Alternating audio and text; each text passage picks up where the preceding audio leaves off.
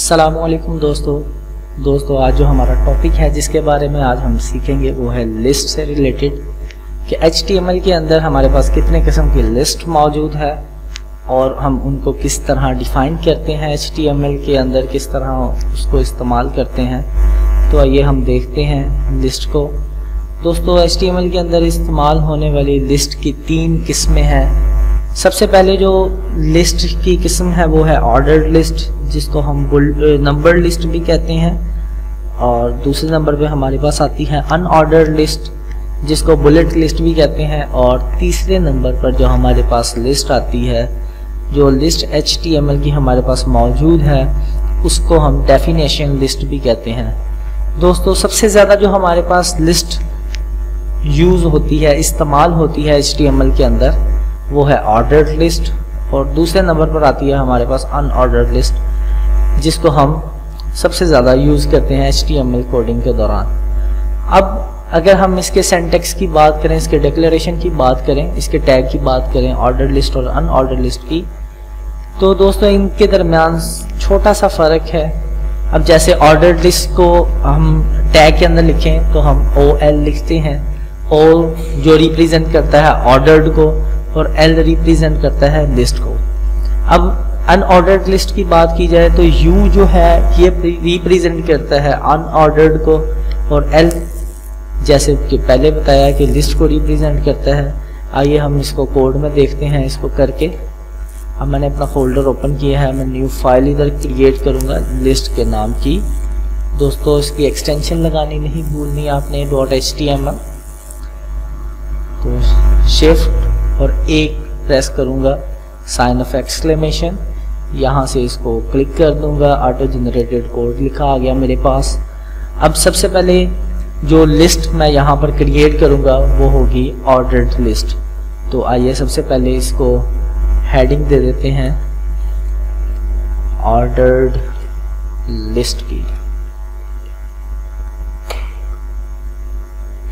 अब मैंने बताया कि इसका जो टैग है ऑर्डर्ड लिस्ट का वो है OL यानी कि ऑर्डर्ड लिस्ट।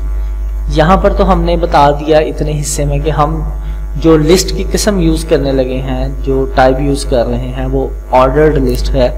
अब लिस्ट बनाने के लिए भी हमारे पास लिस्ट का टैग यूज़ होता है जो LI है। यहाँ पर लिख के हम लिखेंगे, हम कुछ भी कलर्स के नाम लिख लेते हैं यहाँ पर, जैसे येलो, फिर LI ब्लू। अब यहाँ पर एक मैं VS कोड का एक बहुत ही मज़े का आपको फंक्शन बताने लगा। अब लेट्स सपोज मैंने LI 2 दफ़ा और लिखना है, तो मैं यहाँ पर LI स्टैटिक 2 लिख दूंगा, या जितना भी मुझे LI चाहिए उतनी दफ़ा इसको मल्टीप्लाई कर दूंगा।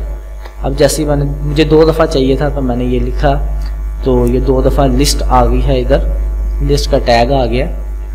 तो अभी ब्लू के बाद ग्रीन, ग्रीन, और यहाँ पर ऑरेंज कर लेते हैं। ये हमारे पास दोस्तों ऑर्डर लिस्ट आ गई। अभी हम इसका आउटपुट देख लेते हैं। दोस्तों ये हमारे पास ऑर्डर्ड लिस्ट का आउटपुट है। जैसे कि मैंने आपको पहले बताया कि ऑर्डर्ड लिस्ट जिसको हम नंबर लिस्ट भी कहते हैं।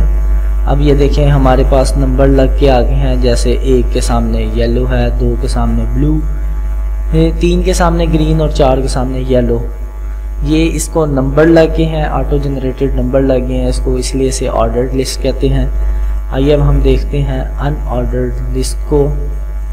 मैं इसी लिस्ट को कॉपी कर लेता हूँ हेडिंग्स के साथ, यहाँ पर पेस्ट किया, हेडिंग को मैं चेंज कर देता हूँ अनऑर्डर्ड लिस्ट में। अब दोस्तों मैंने इसकी भी डिक्लेरेशन आपको दिखाई थी टैग की, कि हम रिप्लेस कर देंगे O को U के साथ।